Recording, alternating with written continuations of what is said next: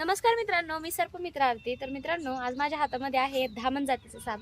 हा साप अतिशय चपळ आणि इतकं स्पीडने पळतो ना की एकदा पळायला जर लागला ना तर तुमचे डोळे बंद होऊन उघडेपर्यंत तुम्हाला दिसणार पण नाही.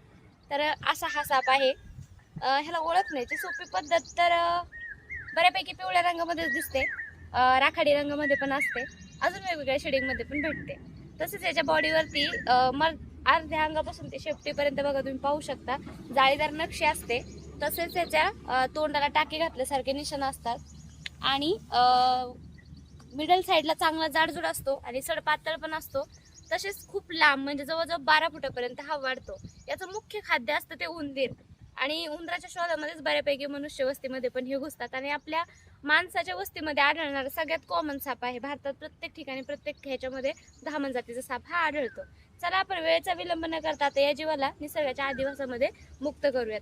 तुमच्या एरियामध्ये जर असा साप तुम्हाला दिसला तर कृपया त्याला कसल्याही प्रकारची हानी पोहोचवू नका, कारण जेवढे तुम्ही सापांना घाबरता त्याच्यापेक्षा दुप्पट म्हटलं तरी चालेल साप आपल्याला घाबरतं. मारण्याचा वगैरे प्रयत्न करू नका.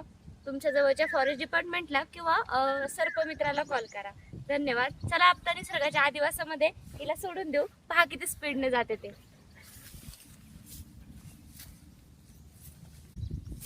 पळ पळ पळ. गेली.